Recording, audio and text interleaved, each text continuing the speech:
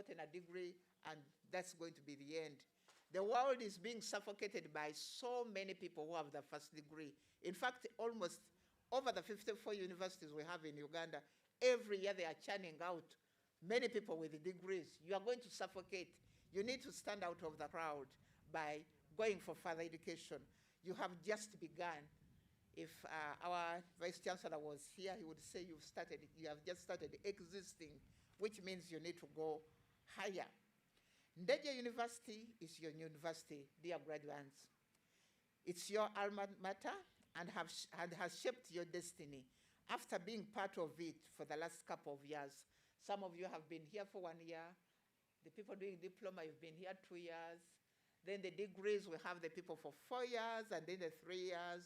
And if you are in the category that Bishop was talking about, where you had that nice word retake, some of you may have been here 7 years because of being irresponsible in the way you've been conducting yourself and not setting priorities.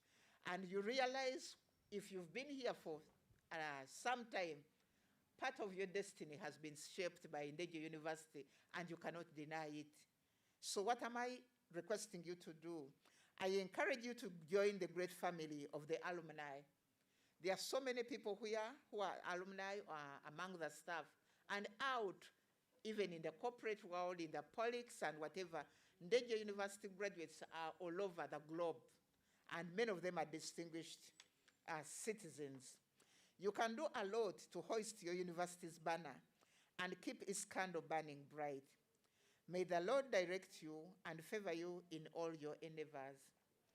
The Lord your God is with you wherever you go. That is an assurance. And that is to be found in Joshua chapter 1, verse 9. God bless you so much. And I thank you for listening to me. At this juncture, without a lot of ado, let me invite my boss, the Vice Chancellor, to come and address these, our graduates. You are welcome, Dr. Frederick Kakembo.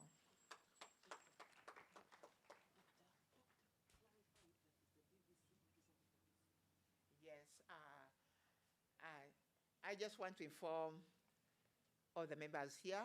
The VC is not here, and not because he's sick or anything, but he went to attend a conference on Reform, and I'm sure some of the people graduating today benefit from Reform. It's an association of universities, and he is the treasurer there. They always hold annual conferences. He went for the good of the universities. We have a partnership with Reform, and Dr. Frederick Kakembo, our Deputy Vice Chancellor, is standing in for the Vice Chancellor. That's why I invited him in the capacity of the Vice Chancellor. Vice Chancellor, please address this congregation. Thank you very much, Academic Registrar. I also want to thank the Bishop of today, the Reverend Venerable Canon James Ediru, and the clergy who are around. Our chief guest, Mr. Matthias Katamba, I warmly welcome you to this commencement lecture, which we are going to officiate. It is a kind of a send-off package for our students. Members of the top management and fellow staff members, guests, students, you are all most welcome to this version of the commencement lecture. Fellow staff members, distinguished guests, dear graduates, I greet you in the name of our Lord Jesus Christ and congratulate you upon reaching this stage. I thank you, students, for the choice that you made to join Ndege University. We have endeavored to do everything within our means to ensure that you are molded with knowledge, with skills, and values which are needed to prepare you for the field of work.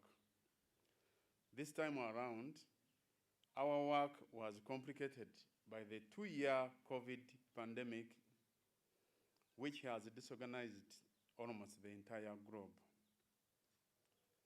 our chief guest, you are welcome to this university, which happens to be the first private university in Uganda to operate, and among the few that are chartered by the government of Uganda.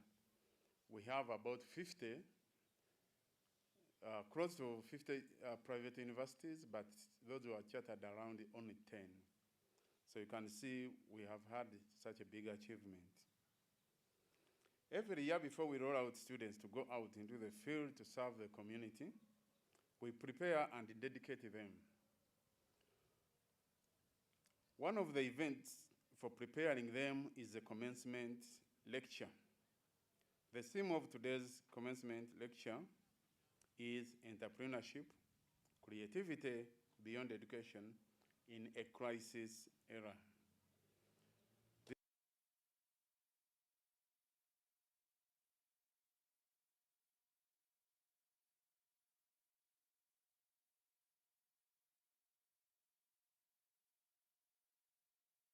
That graciously accepted our invitation to come and send off our students is one of the country's renowned and leading entrepreneurs, Mr. Masias Katamba.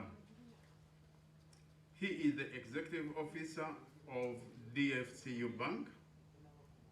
He's the chairman of Uganda Bankers Association. He's the director of UAP, that is insurance, which is also called Old Mutual in Uganda.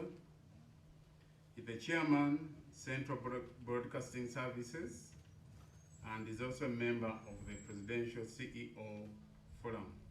So couldn't have got a better person to talk to us on such a good topic like that. Our graduates should regard themselves very fortunate to have such a distinguished personality to address us and roll you out into the field. We thank you students for the endurance and the resilience that has enabled you to come this far. Like the academic registrar has said, it has not been very simple, very easy. Many people have dropped out, not only in universities, but in other institutions of learning.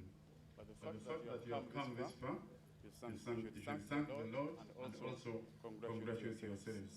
And remember when you go back to thank the parents for being very loving to you and very being enduring, because the economy in the country almost collapsed, and the parents who continue to educate their sons and daughters, what they did was a big sacrifice, so they need to be recognized. We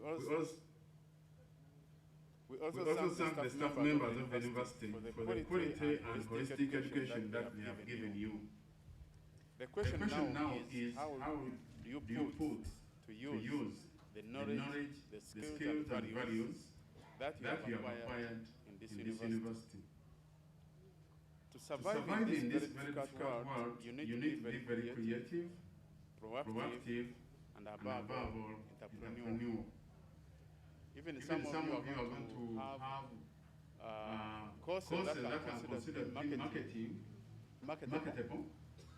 You need to be entrepreneurial because you need to balance your life, work and entrepreneurship somewhere. Allow me to reflect on the 5 pillars of education for the 21st century. If you are going to live in the 21st century, these are some of the things that should be part of you. Learning to be, learning to know, learning to do, learning to live together, and learning to learn, to discover and to change your environment. These are some of the pillars that were identified by UNESCO to be very central to the lives of people today and tomorrow. About that last one, learning to learn, what you have started here is not the end in itself, but just a beginning, a basis for future learning. Today we have internet, we have all sorts of sources of information. Don't go back and relax. You have to add to your knowledge every now and then, because the sources of knowledge are in your hands. Don't use your phone for gossip. Use it for learning. New things every day. According to Gandhi, there are seven deadly sins that hinder development of the current generations. And these sins happen to be the biggest ethical and professional dilemma facing younger people and also older people today in Uganda. The sins which are hindering the country's development are the following. Struggling to have wealth without work. That's one of them. Pressure without conscience. Knowledge without character. Commerce without morality. Science without humanity.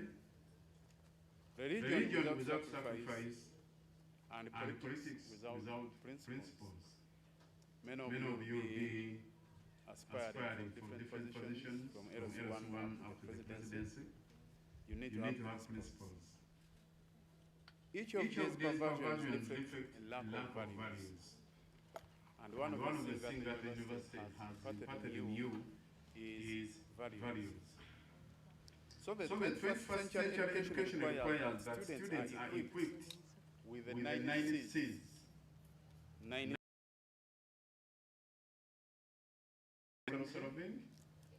communication, creativity, collaboration, character formation, commitment, conviction, courtesy, and courage. Whereas you have completed your studies, know that you will always be part of the university. Be our ambassadors and endeavor to complete the university's values of integrity, hard work, teamwork, diploma. Know that the university is pegged to you, to your life, the rest of your life. This is where we get this idea of alumni. It came from a Latin word, means dear mother. Ndeje now is your second mother, after your biological mother. Because it is going to nurse you, to provide you with milk, to provide you with food. Wherever you're going to go for employment, you're going to be attached to Ndeje University. Therefore, it is important that you value to keep the name of Ndeje high, because it is part of you. Some of you are going to go for master's degrees, PhDs in Europe, in US, but the foundation of all this degree in Ndeje University where you get the first degree. You wouldn't like to hear that something long has happened. Brick to the building of this university because it is the name that you are going to depend on for the rest of your life. Lastly, I dedicate you with a scripture from Jeremiah 29, chapter 11, verse 31, which reads like this. For I know the plans I have for you, declares the Lord. Plans to prosper you and not to harm you. Plans to give you a hope and a future. The fear of God brings knowledge and wisdom. Very much for listening. At this time, I have the privilege of inviting our distinguished Mr. Mathias Katamba to come and address this honorable congregation.